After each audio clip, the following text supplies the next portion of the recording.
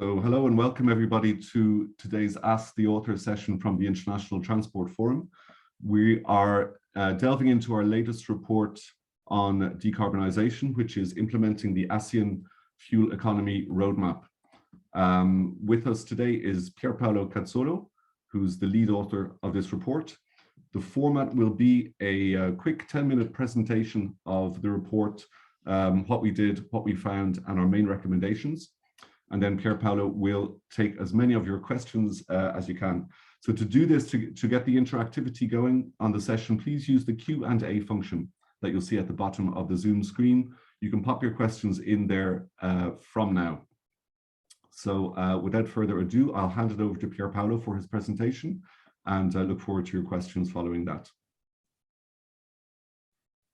Pierpaolo, you're on mute. Thank you very much, Ronan. After 1 year, I still have the problem, or more than 1 year. So yeah, hi everyone. Thanks for attending this. So I'm going to walk you through the findings of this report. They're implementing the ASEAN Fuel Economy Roadmap. So I have a few slides. The first one is about the project itself. So this was a joint project that we developed with the ASEAN Secretariat and its 10 member states. And so working hand in hand with them, with 2 workshops and then the report. The report looks at policies for making car more energy efficient and reduce CO2 emissions. And the idea is to support the ASEAN governments for the implementation of the Fuel Economy Roadmap. I'll tell you more about that in the next slide. So what we do is we identify key missing pieces of the process, and we recommend some key actions that need to be established. We also look not just at cars, which are the focus of the roadmap, but at other road vehicles. We try to see, well, we have to look into opportunities that help aligning policies across the ASEAN region. We think this is an important point actually to make progress on the implementation. We also look into the role of trade facilitation agreement, in particular the APMRA. And we don't stop at the fuel economy roadmap, but we also go further by opening up work for what concerns measures that includes essentially a transition towards increased electrification, which is instrumental to actually make progress beyond the ambition of the roadmap, already within the ambition and also beyond. So here is a slide with a summary of what the ASEAN Fuel Economy Roadmap is about. You have 3 sections. One is about the vision, one is on the goal and on specific actions that have already been identified when the Fuel Economy Roadmap was released. The idea is to transform the ASEAN light-duty vehicle market into one of the most fuel efficient. The ambition is to have an improvement in terms of energy per kilometer, energy consumed per kilometer, a reduction in energy consumed per kilometer by 26% between 2015 and 2025. So that's an ambitious target. There are different goals aside from like the overall goal to enable this to happen, and they link with the idea of common indicators and methodologies. They have to do with regional cooperation, with the development of a fuel economy label, with the development of fiscal policies, and the adoption of fuel economy standards. So we go and look into this and where things stand today in the report, and we try to recommend actions, as I said earlier, to move forward. One key observation that we have is that there's a need in the region for a step change in policymaking. At the moment, the policies in place are very heterogeneous. They are driven by individual circumstances of the different ASEAN member states, in particular, whether or not a country is endowed with natural resources, and the main one being oil, and the presence of an automotive industry. So oil resources tend to be associated with subsidies for oil products or weaker taxes. while the presence of a car industry normally goes with more actions to promote better fuel economy in an effort to promote innovation. That is also related with the idea of developing a market for low and zero emission vehicles. But in general, I must say, in the policies in the region, if compared with other major global markets, in particular the premium markets of Europe, North America, and Japan, the policies are less robust when it comes to environmental performance. One place where there's been alignment, and it's an encouraging sign, is the case of tailpipe emissions of local pollutants. But this has been the alignment has been on standards which are a decade old for the premium market, and so there's clearly room for more ambition. Our key recommendations are listed here. So we call for strengthening alignment on fuel economy measurement. So this is a key prerequisite for actually taking other policy actions. And the region is not yet ready for that. The idea of the possibility to adopt UN regulations for doing this is actually a big opportunity in our view. And adoption could take place either through unilateral member state action in each of the ASEAN member states, or through what I mentioned before, the APMRA, which is a mutual recognition arrangement of type approval of automotive products, which is essentially a framework favoring trade facilitation framework that includes regulation and makes reference to UN regulation when it comes to pollutant emission, but it doesn't on the topic of fuel economy measurement. So we go further in detail, but I'll spare you those here. Eventually, if there are questions, I'll get into those. And then we also call for ensuring that there is availability of testing capacity for fuel economy measurements in the different countries. So we also there go into details on how this could be done. We call for the build-up of data processing and storage capacity to benchmark, monitor, and take decisions on what to do in terms of making the policy evolve. Any type of policy, this includes labeling as well as fiscal policies, as well as standards. Then we also call for an alignment of policy tool across the ASEAN, through things like common labels or harmonized economic incentives or penalties, or ASEAN-wide fuel economy standards that need to be adopted essentially with the agreement of all the member states. We also call for an alignment of taxation policies, which is very heterogeneous across different ASEAN regions. And the reason being, if you want to create a market for more fuel efficient vehicles, obviously having them subject to similar taxation policies is not the same. It means that the market is going to be more homogeneous and there's going to be more scope for shift. And then we have two calls to actually look at low and zero emission vehicles, so not just limit the scope of the work to the fuel economy roadmap. Things have changed since the development of the fuel economy roadmap and the publication. And so now I think the dynamic on low and zero emission vehicles is much stronger. And so it's important for the region to look into that, not only for environmental reasons, but also for industrial development. And then finally, we also call to look not just at cars, which are the focus of fuel economy roadmap, but to develop policies that also target other motor vehicles. I mean, thinking in particular about heavy duty vehicles. Again, this is an area where other markets, the premium markets, have already taken action, and where it's time also for ASEAN to do so.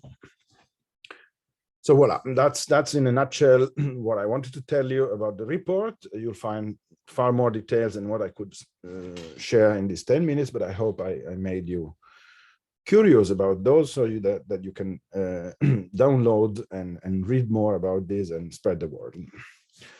And here I am available for questions.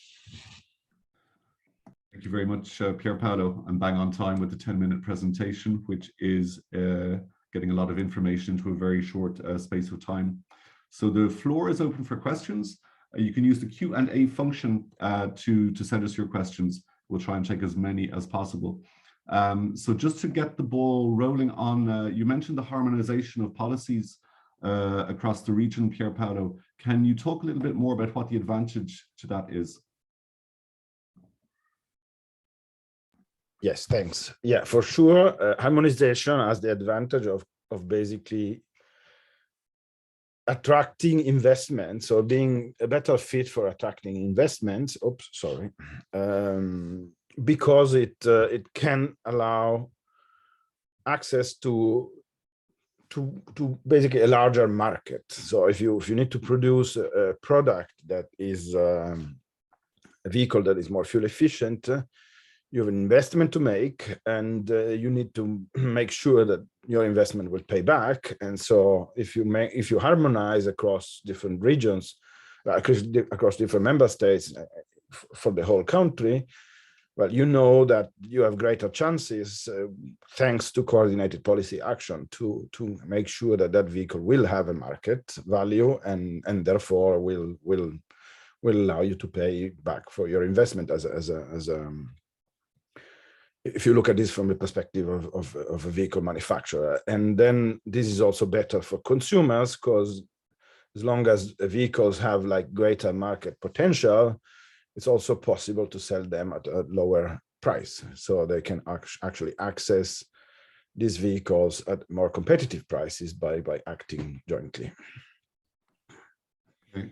There's a follow-up question on that. If where harmonization might be quite difficult to achieve, is there a plan B or an idea of a second best option where full harmonization is proving difficult to achieve? Yeah, full harmonization is something that requires a policy framework that enables that to happen. The level of integration of ASEAN is maybe not yet there, and so there is the possibility to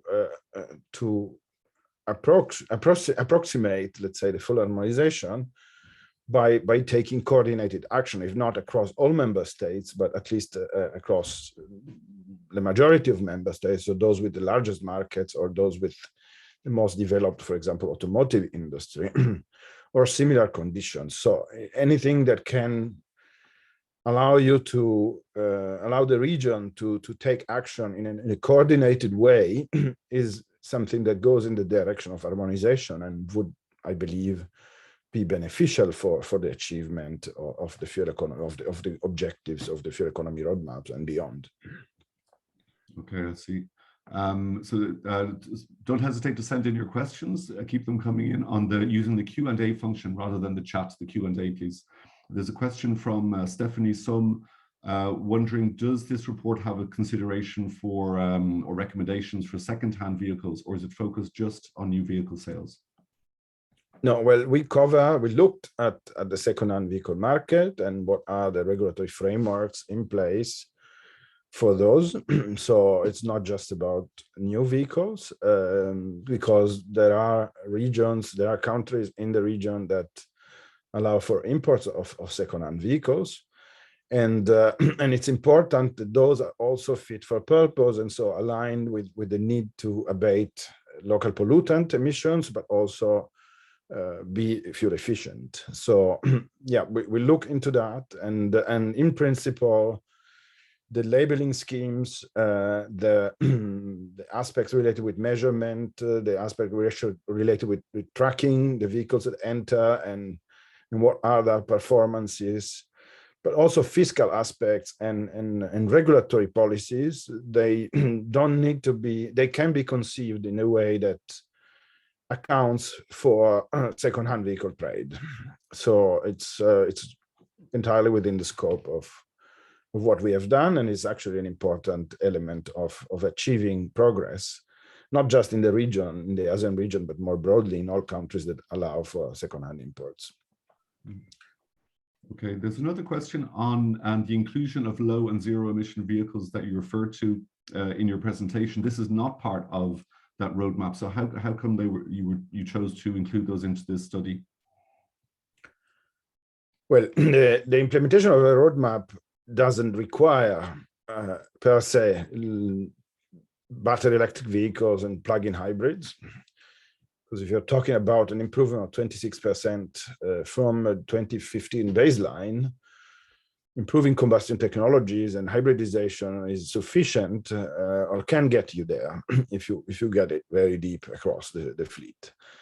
But it's kind of anachronistic now to think about achieving this goal without some good degree of dynamism in terms of seizing opportunities for low and zero emission vehicles, so low for PHEVs and BEVs, so plug-in hybrids and battery electric vehicles, because there are major developments happening globally, and because these are the vehicles that have the potential to meet, especially the battery electric vehicles, have the potential to meet the objectives of further decarbonization beyond the target of the roadmap, the target year of the roadmap, and they will matter a lot in terms of industrial competitiveness for the region. So it would be kind of short-sighted not to include anything on low and zero emission vehicles. That's the reason why we also looked into that.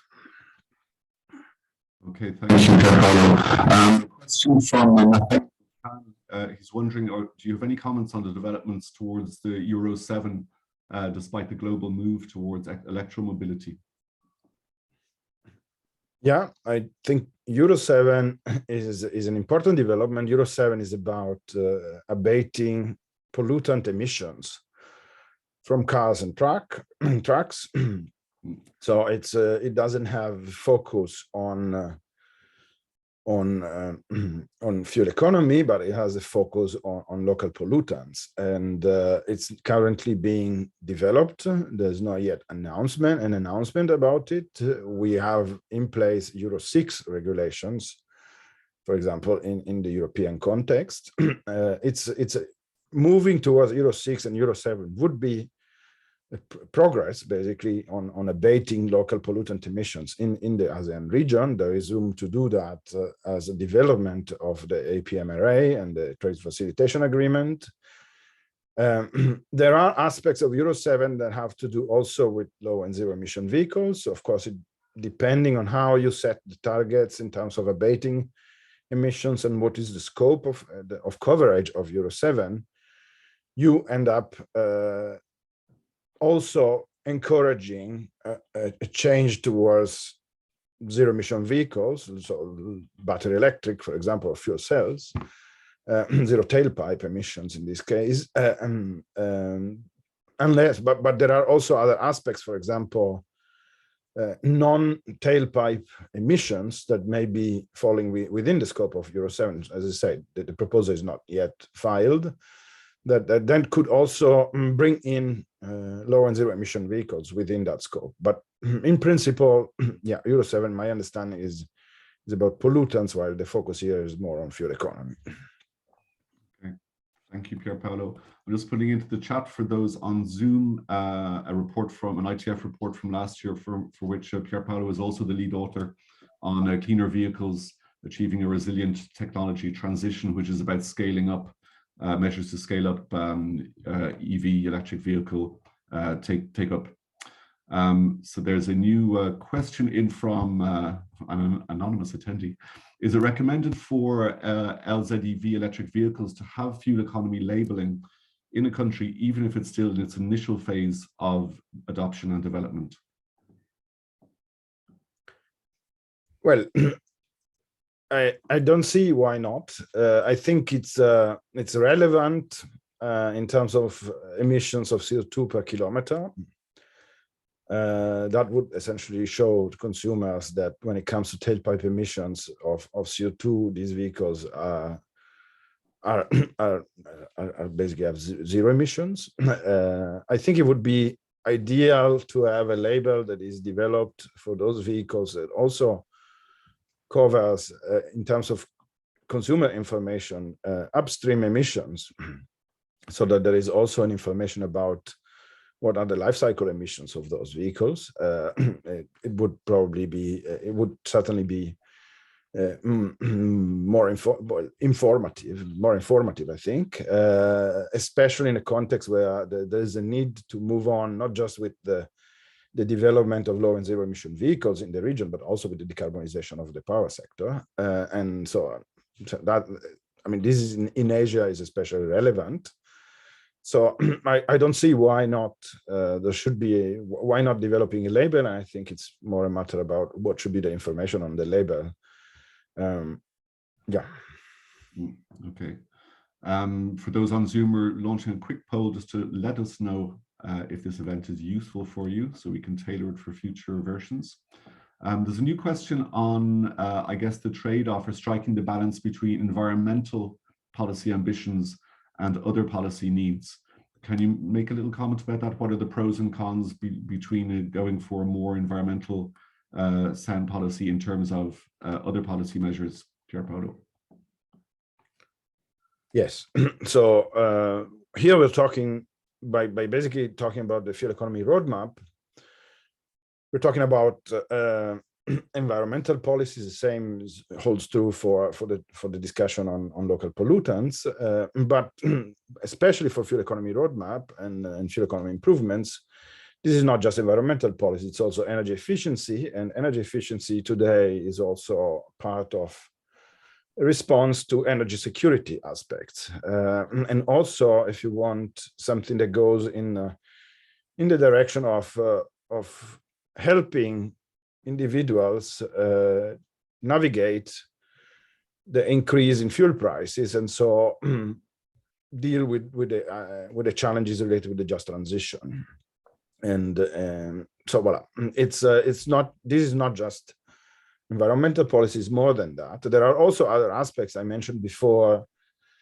The relevance of these policies, not just for environmental aspects, but also for industrial development and in general development, economic development of the region.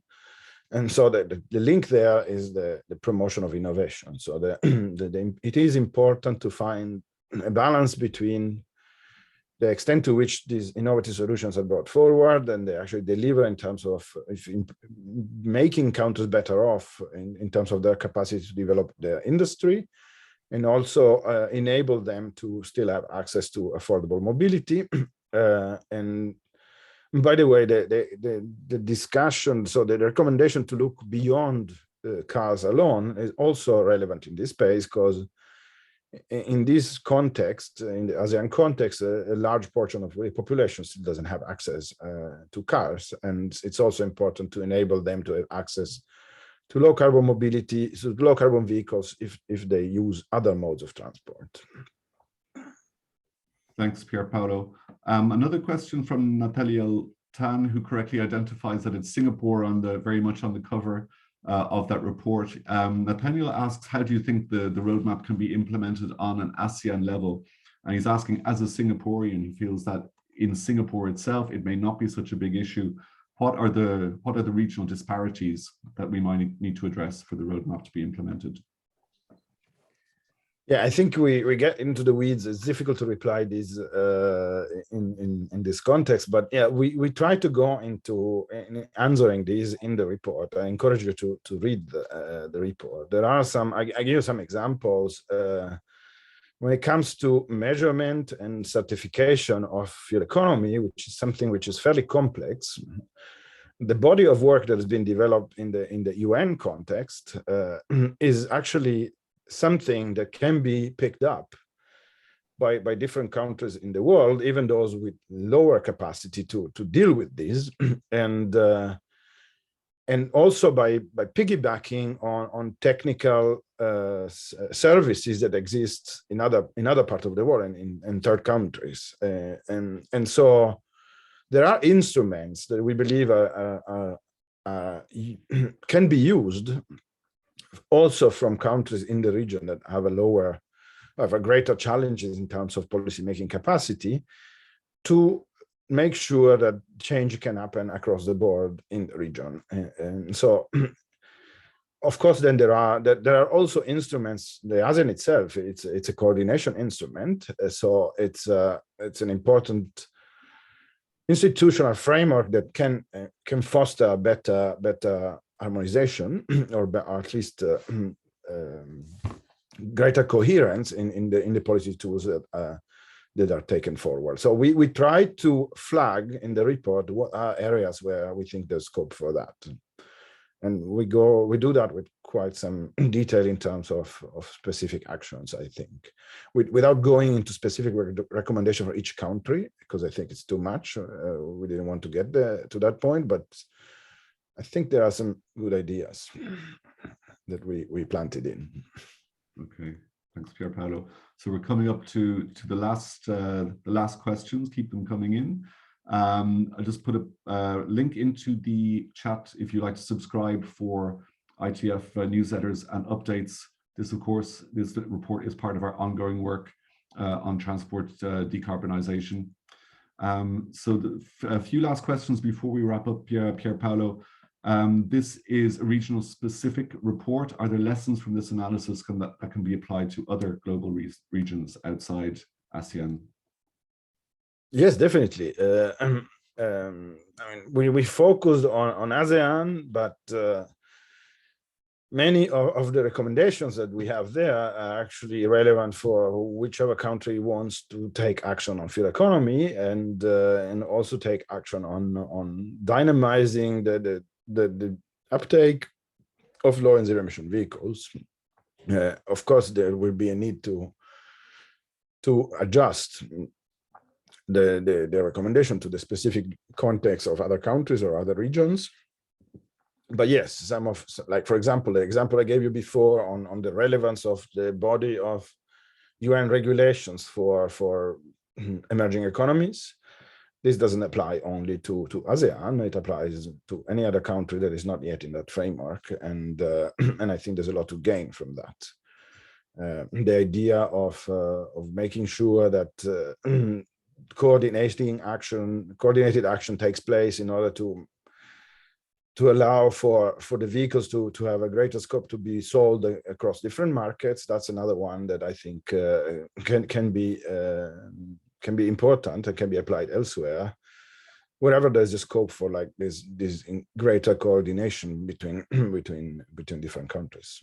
I'm thinking of Africa or Latin America, for example.